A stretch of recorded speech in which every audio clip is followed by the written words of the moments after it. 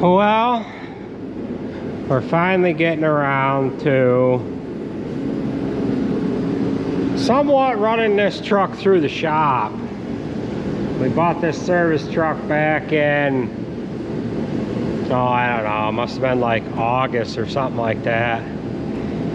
We've used it a fair amount, not a lot, but we've used it a fair amount.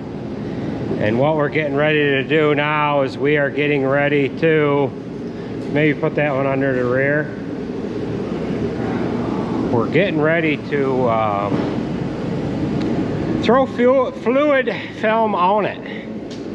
We have not done this yet, and we have not driven this on the road since that one day I went and put a hydraulic hose on that 9320. We have had a couple of situations where we needed air and a tire on the spreader, for example, and on one of the tractors that was on the frac tank, and we used the Army truck because we did not want to go out on the road with this truck. This truck came out of Tennessee, so it has not been in the salt at all. This is a 2016 Hino. That's the brand of the truck, Hino. And it was actually at a Cat dealership. It was a service truck for Thompson Equipment. And, well, they had a Cat decal on the hood, and they took off their decals that went down the side. It said service or something on each side of the box.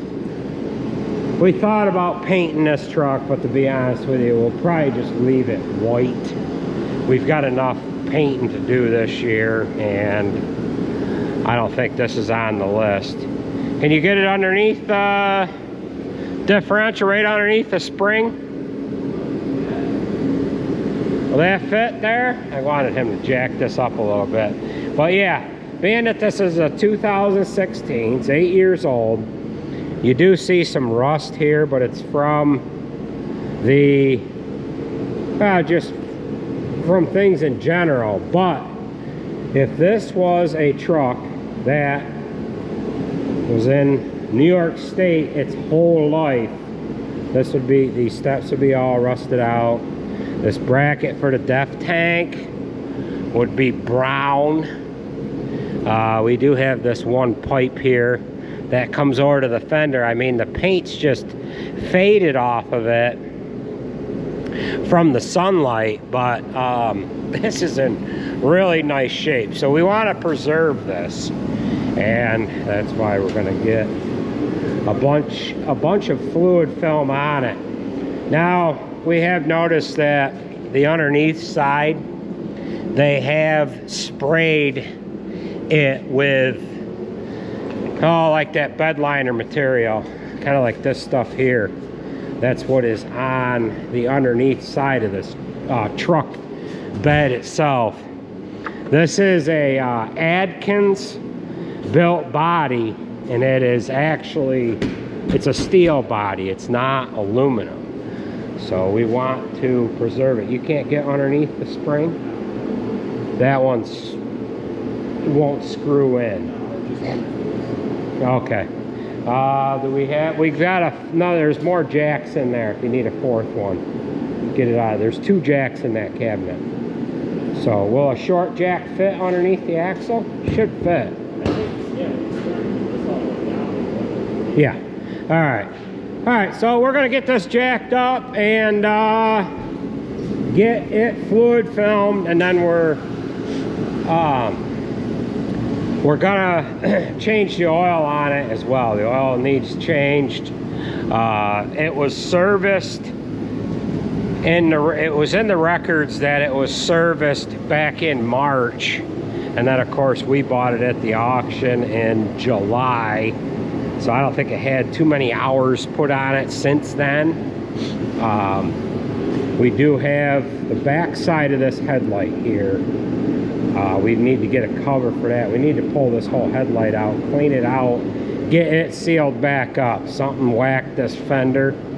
We need to get some 3M panel bonding material back on the back side of that, get that fixed up, and just go through this thing and service it and have it ready to go for 2025 here.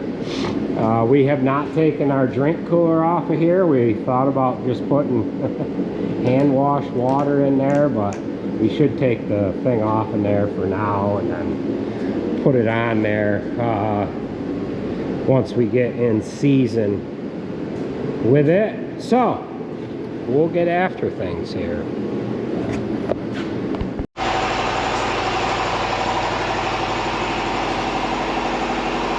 Well, we have this all fluid filmed up, and we have the oil changed on it already. We're gonna go ahead and run around it with a grease gun. And we've got some other jobs to do to it as well. Now there is a fuel filter. We changed the fuel filters on it too. There's a fuel filter back in there, and that is a little bit of a mongrel to get out. You take the wire harness bracket off, and you can just barely get it out of there, but we got that changed out, and this thing went through a lot of fluid film. We put 4 gallons of fluid film on this, and what I would like to do is just kind of keep this off the roads altogether this winter. Now we've got some other jobs to do to this as well. I need to take the welding leads that are in this cabinet here, and I need to drill a hole in the top of the cabinet, run the leads out and around inside the, well, it'd be underneath the canvas cover there, and run them over to the welder. We also need to get a good sized hole in here anyways, because this compartment is has the torch tanks in it, and if anybody ever left the acetylene tank on, you could potentially be running down the road with a bomb on board. So we need to at least vent that cabinet. I'd also like to build a bracket to hold a step ladder on the side of the unit underneath the crane. Now we've got things stacked in here. We just actually finished up the chopper video a minute ago. That video overlapped the fluid film and the work on this truck here. So we did have this truck here. We moved the truck outside. Got this trailer in here, wiggled the truck back in the middle, brought the chopper back inside. This trailer is the one that Alex pulls. It has 24.5 tires on it. The Western Star, which is next door, has 22.5s on it. So what we're doing is we're taking the rims off of the Western Star, putting them on this with new trailer tires, and then we're taking the trailer tires off and putting traction tires on the rims that came off of the trailer here. Another project that's getting worked on while Jacob's changing oil. But Sarge has this door apart, and it needs a new regulator, because the regulator on it is all rotted out and needs replaced. So that's what we're working on. So we're going to get back over next door here and get hauled up here. You shouldn't have to do that. You got to pound the tire here, get it seating down in there. If you rip that bead, it's not going to be any good. Just like that. Yeah. All right, so let's get to this, get back on this project here. Another thing Jared's doing is he is putting the work lights on this trailer. He's got one mounted right there, and then he's got, I think he's putting two up on top. He putting two up on top, Jared? Yeah. Two work lights on top shining back so that you can see the load pipe, and these work lights that are on the back will aid in shining back into where you're backing into, and then them two lights will also be able to guide the load pipe up to the tank. So we'll keep after things here. Well, they've got this trailer all done. Got the work lights on there. Jared's got one on each side, in the front on the top. They've got the 22.5 trailer tires on there, and Jared's got the work lights on the back. Got one on each corner in the rear, and then a work light in the center. So they're gonna get this pulled out and get the next truck in here. All right, so we have our leads now plugged directly into the welder.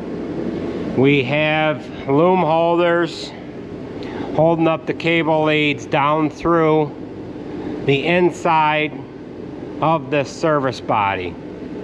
We have them tucked in just underneath this lip here. We've got loom holders about every 16 inches. These wires are very nicely underneath this rail. We won't have to worry about anything coming into contact with them because they're kind of hidden behind this lip. The hydraulic oil reservoir is up in the front of the body, and then there was a spare tire bolted to it. So what I did is I drilled a hole through the side compartment of that front toolbox, ran the leads over the top of the tank and down through the side. You'll also notice I have a large hole right there. I drilled another hole inside that compartment so that if in the event an acetylene tank gets left on, it will be able to vent itself, because these doors close up pretty tight. So there is our vent hole. I'm hoping that it is enough to vent this compartment out. I have a 4-inch stop turn light grommet in there to kind of, it's not sealing anything up, but what they do is they have this, they have it double layered more or less. So here is the toolbox material here. It's on this outside, and then what they did is they put 3/6 down, no, that's 1/8 inch diamond plate on the inside of the body. So this body is double layered. So if you have something that hits against the inside of the body, it's really not hitting against the toolbox. I drilled 2 1/4-inch holes in here to squeeze the 2 layers of steel together tightly. If I didn't do that, this light grommet here wouldn't seal up against the outside pieces. Now on this light grommet, it sticks through the body about that far. I'm thinking in the event that we get a lot of moisture inside the body, that it will shed itself off. It's not going to be able to come into this compartment. But for the most part, even if we have this open like that, there's still a tarp over the top of it, so it's not going to be able to rain water in there anyways. I'm not really worried about that, but I do have that grommet working in a fashion that it shouldn't allow the rainwater to run down the other side of this and in through this hole. It should hit that lip and fall off the other side. If it doesn't, we'll have to do something different. We'll have to put a piece of PVC through this or something. It's 4.5 inches, which this grommet shrinks it down a little bit, and we would be able to get something to seal that up, and then put a chimney up in the air with an elbow going sideways or something. But I think that's gonna work good enough. So what we have to do is we have to get our oxygen bottle back in here. We're running smaller tanks. It's like a 145 cubic foot acetylene tank, and we're running a 110 oxygen. We'll have our torch hoses hanging here and our welding leads hanging from these 2 hooks here. So we'll get things all buttoned up, and we'll kind of show you what things look like, and we'll show you what that salamander's heating up right now. But we've had a fun couple of days here, so I'm gonna get this buttoned up. We'll show you what it looks like, and then we'll walk over into the other side of the shop there and show you what that kerosene heater is warming up. All right, so we've got this all tidied up. We have some blocks in there for shoring, not a lot. The bottle jack came with the truck. I don't even know if that works. We have 5-gallon pails filled with various fluids. There's a couple of them with hydraulic oil in it, a couple of them with coolant, and one with engine oil. I don't like to have 5-gallon pails like that out in the elements. That little nipple thing that sticks up is only meant to be used one time. And the trouble with those is if you go pull them in and out of the barrel, they end up ripping. And then what happens if you have them barrels out in the elements, water gets on top of that 5-gallon drum, and then that little pour spout thing ends up acting as a funnel. Water goes right down into your pail. But being that this has the cover on it, even if the cover is pushed up forward, and in the event that it rains, that stuff is not going to get poured on too awful bad. But for the most part, when it's out in the elements, we're going to try to keep that tarp pulled back. I've got to do something with this ladder. I'm going to put a J-hook of some kind on that pedestal that holds up the crane, and then put like a piece of channel iron or something on this end so that it can't work itself this way, and so that it can't, you know, get all cocked sideways. We have 2 where they're supposed to be in here. Oh, there's only 1. They must have pulled one out of here for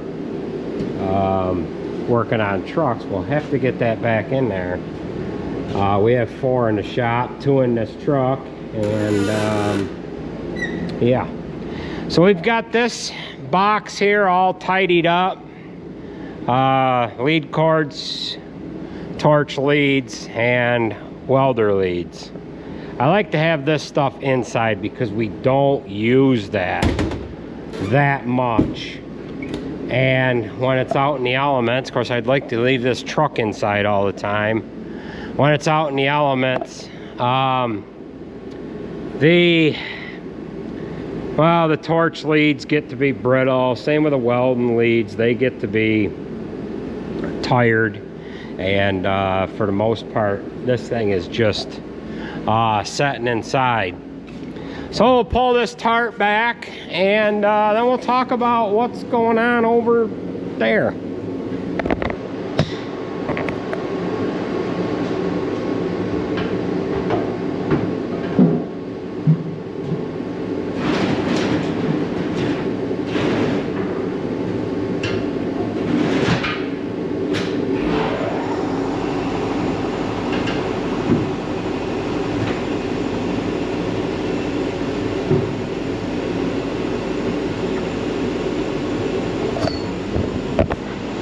You know, I've talked about it before, but I never got around to doing it. I should have a couple of little U pieces welded on down here so that we can tie that back flat, but for the most part it does a pretty good job just doing that.